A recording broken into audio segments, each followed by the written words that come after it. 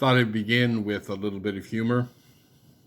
And the story is of an office executive. And he goes to his boss and he says, "Sir, can I have the day off next week to visit my mother in law?" His boss says, "Certainly not." The office executive responds by saying, "Thank you so much, sir. I knew you would be understanding." What is the difference between outlaws and in-laws? Outlaws are wanted. Today, we're looking at the story of Simon Peter's mother-in-law. And it is a story taken from the Gospel of Mark, chapter 1, 29 to 34. Our story opens up with Jesus beginning his ministry in Galilee. Now, he's called the first 12 disciples. Then in Capernaum in the synagogue, he has healed a man with an unclean spirit. Jesus then leaves and arrives at the home of Andrew and Simon Peter. It is here that we encounter the first woman in the Gospel of Mark, and it is Simon Peter's mother-in-law.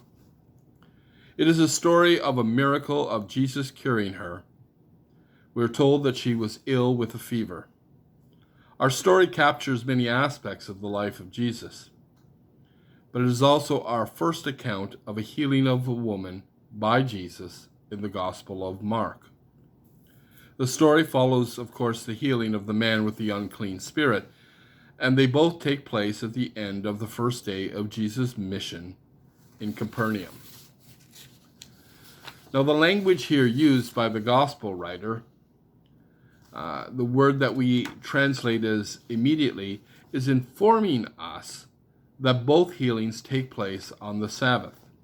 And it is telling us that Jesus really avoided the drama that was happening in the synagogue following his healing. We see that the crowd is quite taken by Jesus, wondering what kind of new teaching this is, wondering who he is, and his fame is spreading. But Jesus, as soon as he does the healing, immediately leaves to go to the home of Simon Peter and Andrew. Now, these two short healing stories are very different. The healing of the man is very public, while the healing of Simon Peter's mother-in-law was very private. The healing of the man is very demonstrative with cries and shouts and a rebuke, while the healing of Simon Peter's mother-in-law is quiet and simple. In this story, Simon plays a very minor role. In fact, his only real role is a witness to the healing, telling Jesus of his mother-in-law's fever, and the fact that his mother-in-law is identified through him. But that should not surprise us. It is very much a patriarchal society, and so the woman is introduced in relationship to her son-in-law, and for all intents and purposes remains anonymous. This is not uncommon for the Gospel of Mark or in that world, as women were often defined by their nearest male relation. And that's who they receive protection from. That's who they receive status from. The fact that she is identified by her son-in-law is really telling us that she was a widow, living with her extended family. And widows were a very vulnerable group. The Bible constantly reminds us to care for the widows, the orphans, and the strangers. Now, the healing of Simon's mother-in-law is a brief narrative that often gets glossed over by commentaries or by simple readers of the gospel. We get a quick glimpse into the home life of the disciples. But this story is much more than that. Simon's mother-in-law, we are told, is bedridden with a fever when Jesus heals her. Now, a fever in the ancient world was serious. This is a pre-penicillin world. People die of fevers. Her illness is serious. And the illness is a heavy burden for this woman. She's unable to earn a living or contribute to the welfare of the household, or to play an active role in her community. A sick person was cut off from their community, from their normal day-to-day activities. They were unable to participate in normal activities. They couldn't go to the marketplace. They were unable to worship in the temple or the synagogue. Their social world ceased to exist. And so the healing of this woman is not only physical, but it is spiritual and it is emotional. It is a restoration to wholeness. The story of Simon Peter's mother-in-law is the briefest healing story in the Gospel of Mark. But the story reminds us of the extent of Jesus' power to heal. Mark's language in this short narrative is quite intentional. He informs us that she was in bed with a fever. Now, the language used about being in bed really means to be laid low. So she was laid low with a fever. And it sets the scene for the healing. In the first century, it was believed that a fever was not the symptom of a problem, but the problem itself. And the language seems to suggest that her condition is deteriorating. The word for fever is rooted in the word fire, suggesting that this fever was a burning fever or a great fever. Now, when Jesus and Andrew and Simon Peter arrive at the home, we're told that they immediately tell Jesus about her condition. Now, the motive for them informing Jesus is not clear. They might be simply informing Jesus of her fever because the evening meal was not made. Or they might be informing Jesus because they've just witnessed a healing in the synagogue. And maybe they're hoping that Jesus can heal this woman. Simon's mother-in-law is the focus of the healing account, while the disciples simply serve as witnesses to the healing of this woman and the power of Jesus. It is simple and it is beautiful. Jesus takes her hand and she is healed.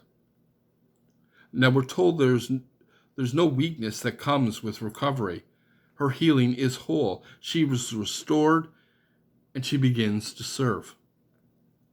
The first thing this woman reminds us is that the wholeness that comes from healing with Jesus is never incomplete. There's no rehab, no lasting effects from the fever. The healing story is different from other healing stories, in that there are no words spoken in this, no prayers verbalized. This healing is the only act that Jesus would perform in the Gospel of Mark without words. He simply reaches down and heals her with his touch. The focus is simple, but the power and the touch of Jesus is healing. This healing story is short and unique. Now, we're not sure what disease that Simon's mother-in-law had contracted, but we do know that it has laid her up and she has a fever. Now, Jesus takes hold of her hand. Now, the word about taking hold really means to seize or to arrest. It is the same word used in regards to the seizing and the arresting of John the Baptist and Jesus. It is not a passive or gentle word. As the fever has taken hold of this woman and made her sick, now Jesus takes hold of her and she is made well. Jesus is taking hold of the woman, is seizing the illness from her. He is delivering her from the grasp of the illness and death and releasing sickness from her body and restoring her. We're told that Jesus lifts her up. The word here is better translated as raised up, suggesting that Jesus pulled her up as he is raising her from death, sickness, to life. So Jesus takes her hand, he raises her up. It's the same word used to describe Jesus' resurrection. Simon's mother-in-law is being raised up. Here, her healing is a foreshadowing of the resurrection of Jesus.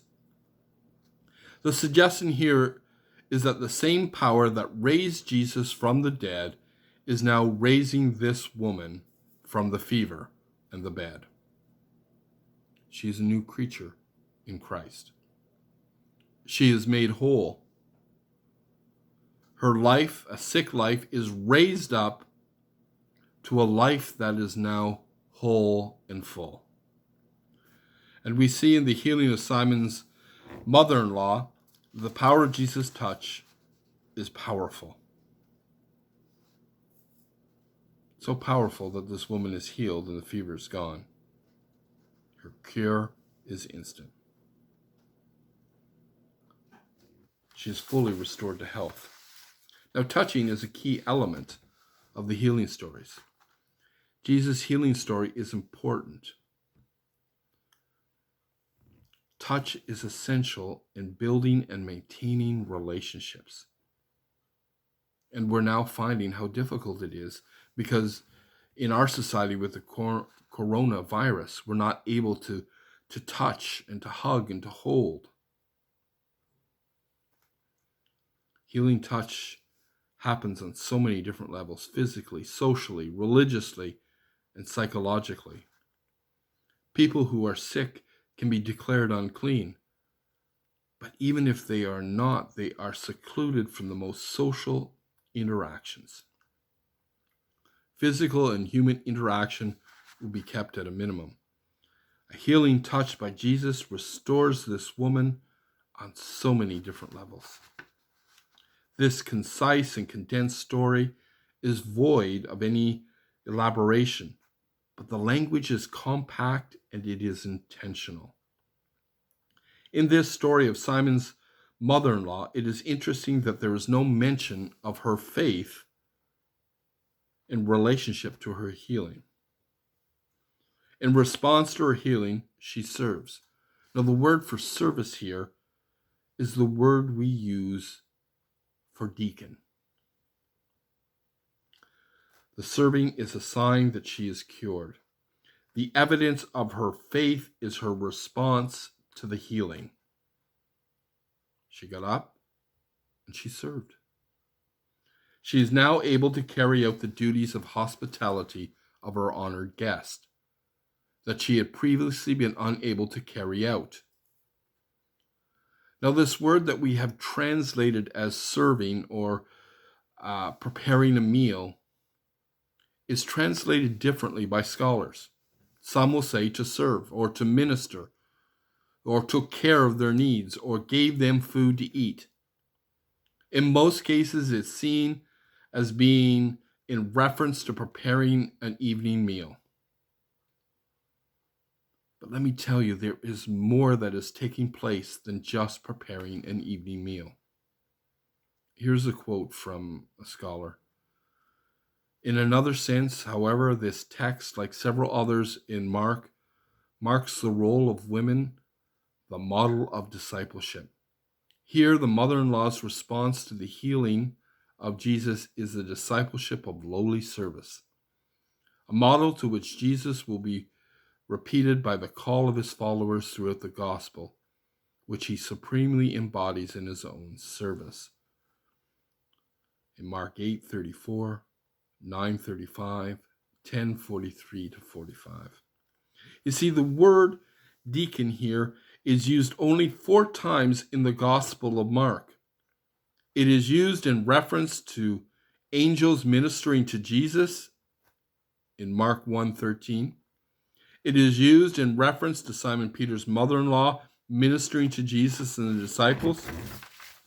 It is used in reference to the women ministering to Jesus in Mark 15. and it is used to describe the ministry of Jesus. The word is to describe the service in regards to discipleship. The word came to stand for Christian ministry. It is where we get the word deacon from.